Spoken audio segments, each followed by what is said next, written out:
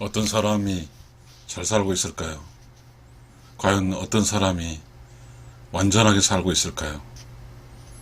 어디를 가도 상처투성이 인간들, 누가 이 상처투성이 인간들을 감싸줄 수 있을까요?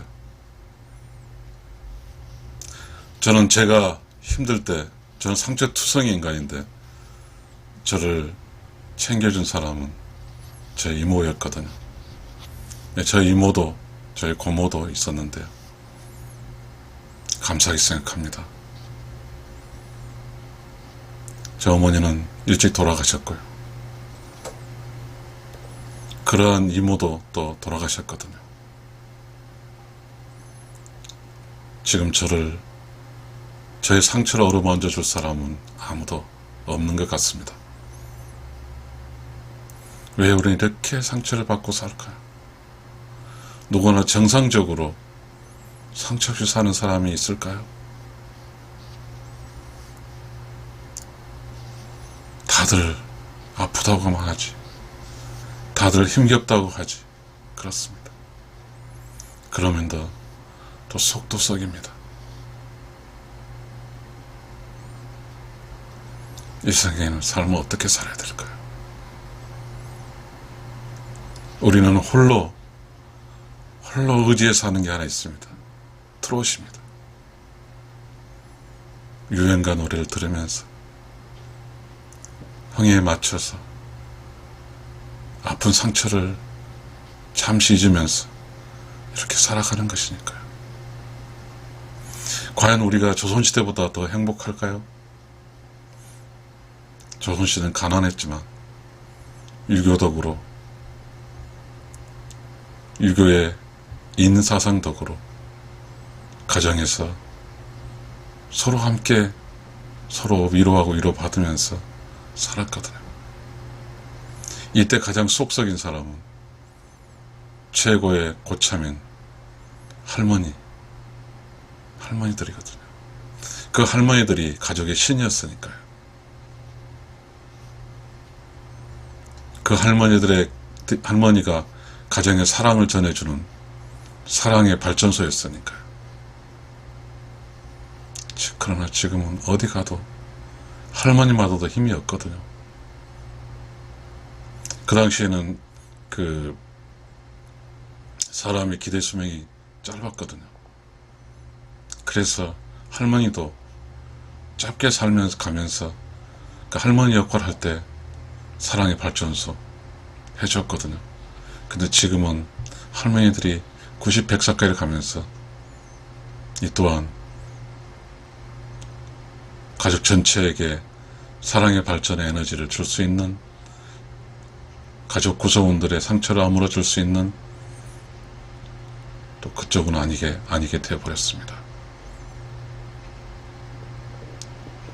과연 우리는 어떻게 살아야 될까요? 잘 사는 사람은 그럴 것 같아요.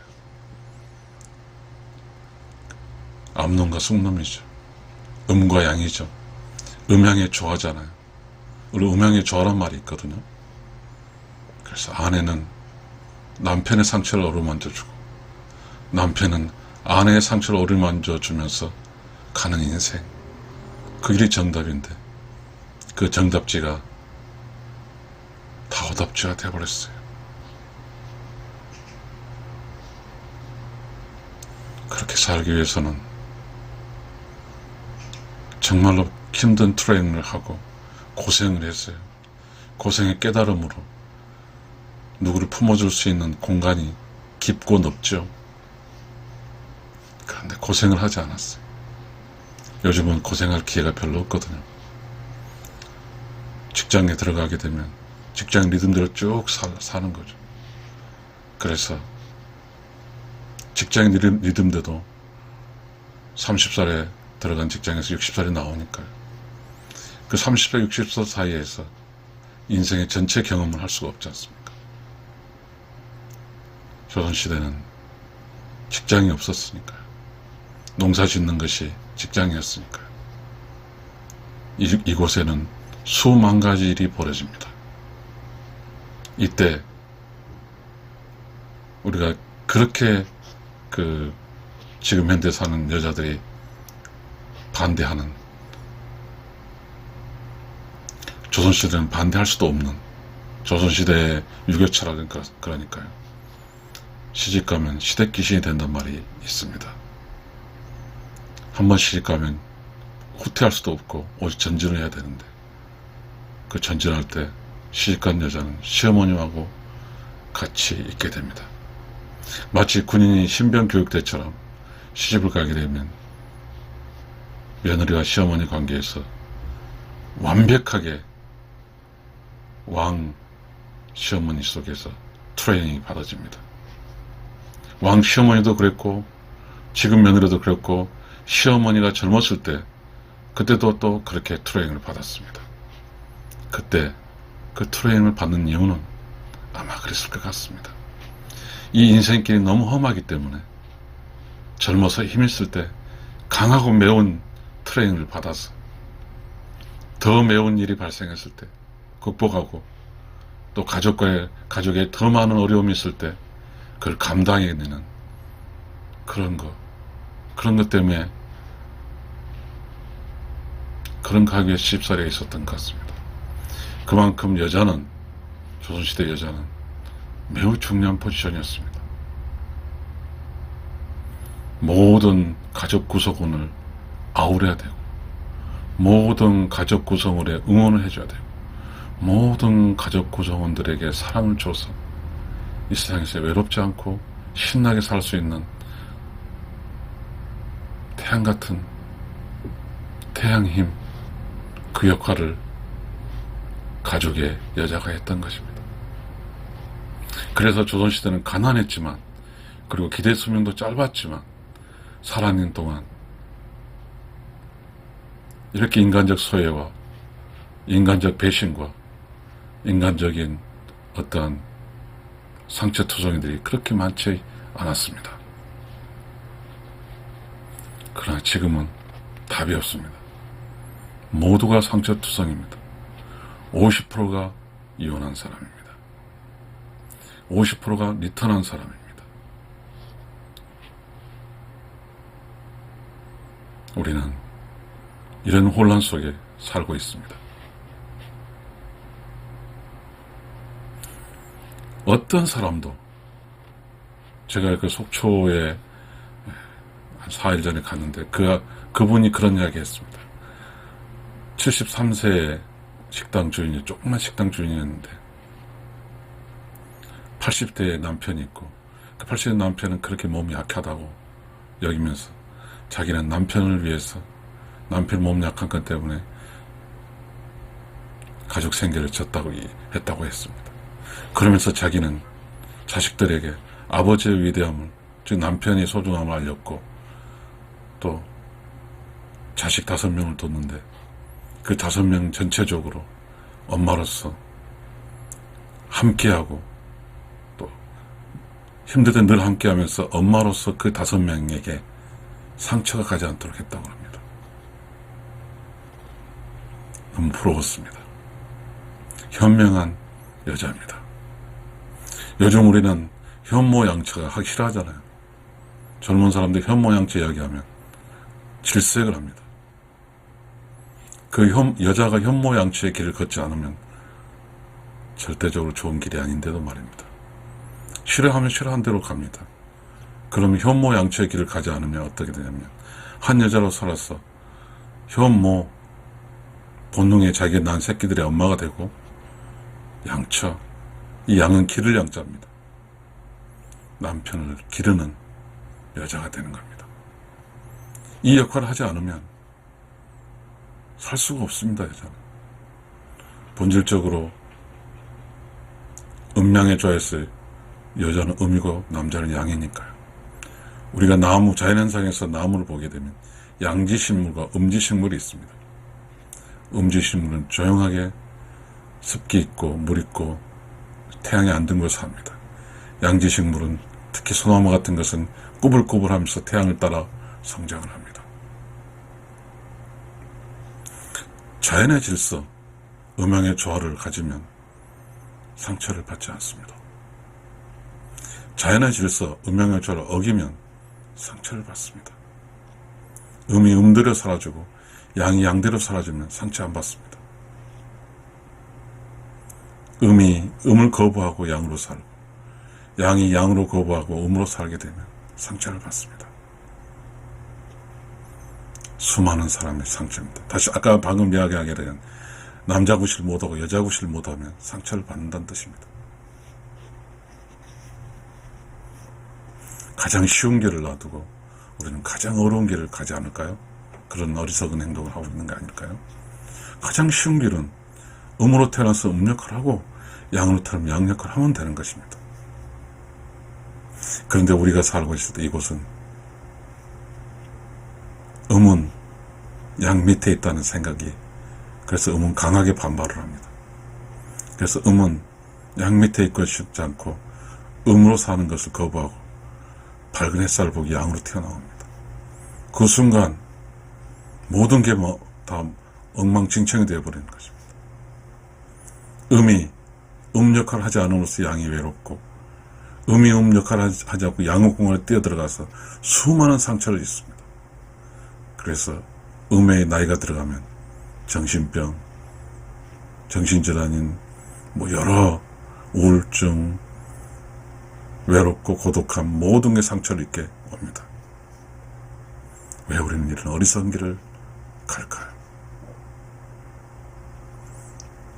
우주는 음양의 조화를 통해서 음은 양을 위해서, 양은 음을 위해서 조화롭게 살아가는 뜻입니다. 하모니, 조화롭다는 뜻은 뭘까요? 음이 10점이고 양이 90일 때도 있고, 다시 음이 90이고 양이 10일 때도 있습니다. 늘 100입니다.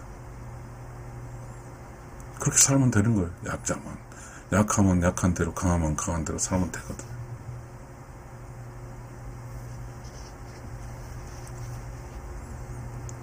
지금 음양의 조화가 무너진 지 한 30년 됐습니다. 왜 무너졌냐고요? 모든 음의 어머니들이 친정에 어렸을 때 너무너무 고생한 걸 봤습니다. 시골에 살림에 고생했죠. 그래서 중학교 졸업한 여자들이 도시 공단에 옷 만들고 막 이런 데 들어가서 일해서 돈을 고생한 어머님을 붙였습니다. 그러면서 그 여자, 그 음은 자기 인생은 절대 그렇게 살지 않겠다고 했습니다. 그 이데올로기가 시작하는 겁니다. 음의 반란입니다. 음은 다시 그 무능한 양과 사는 걸 절대적 거부했습니다. 어제 그제 점심을 먹었는데 20년 동안 이혼을 하지 않았지만 떨어져 산 여자가 이야기했습니다. 저는 그때 그 생각이 했습니다. 천추의 한이 됐겠죠. 자신의 어머니가 무기력한 남자로부터 박해받는 그걸 봤기 때문에 자기는 그렇게 살지 않겠다고 튀어나와 버린 겁니다. 그 결과 우리는 의미 없는 양이 많고요. 그러다 보니까 다 아수라장이 되어버렸습니다. 지금 우리가 살고 있는 이곳은 돈은 좀 있을 것 같습니다. 그러나 음양의 조화로 서로의 아픔을 서로 의지하며 살아갈 수 있는 의지처가 없습니다. 의지처가 없어요. 다 불안합니다. 의지처가 될 때 우리 사람 인자 있잖아요. 큰 왼쪽으로 그 밑에 받침대게 하는 게 있습니다. 다 큰 걸만 생각하지 받치려고 하지 않습니다. 그러니까 일상 살기가 힘든 겁니다. 가끔은 동포들이 사는 미국이든 해외 동포 사는 그곳에서 느낀 게 있습니다. 스피드는 떨어졌어요. 그렇지만 인간관계가 유지되고 있다는 사실을 알았습니다. 너무 부러웠습니다. 우리는 인간관계를 다 파괴하고 돈 하나 가수로 건졌는데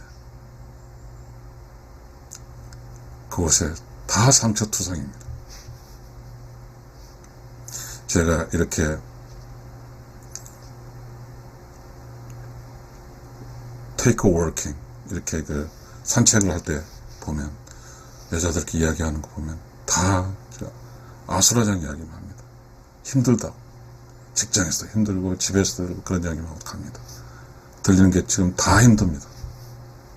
어디 하나 안전하게 이렇게 든든한 곳이 없습니다. 외롭습니다. 모두가 상처투성이고 외로운 인간들입니다. 답이 없습니다. 그 중에 정말 음은 양의 의지처가 돼주고 양은 음의 의지처가 된 좋은 모범적인 부부도 보입니다. 제 여동생 중에 모범적인 부부가 있습니다. 그 부부가 살아가는 걸 보면 그 자체도 기쁩니다. 그래서 그 모범적인 부부는 가족 행사에서 모든 걸 주도합니다. 상처투성인 저는 가족 행사에서 역할을 못했습니다. 도대체 무엇 때문에, 무엇을 위해서 사는지 모르겠습니다. 직장, 조직, 승진, 이걸 위해서 사는 건지도 모르죠. 그건 30년까지입니다. 60살까지만.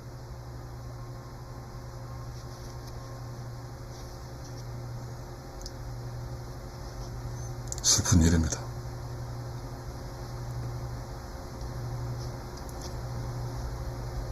시청자 여러분, 우리는 어떻게 살아야 됩니까? 한 번 오는 이 인간으로 태어난 이 기회에 우리는 인간답게 어디 상처 없이 온전하게 살 수 있는 길이 없을까요?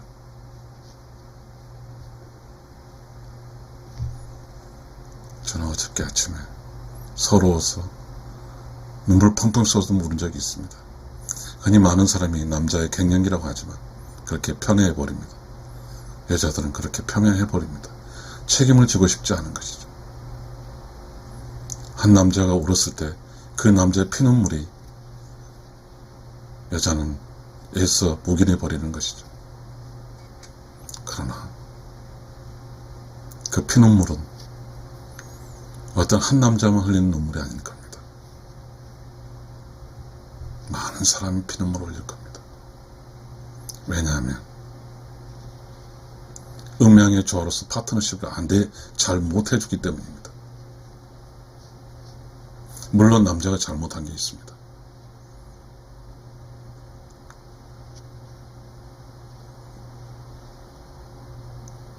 네, 이 세상은 어디를 가도 상처투성이 인간들 뿐입니다.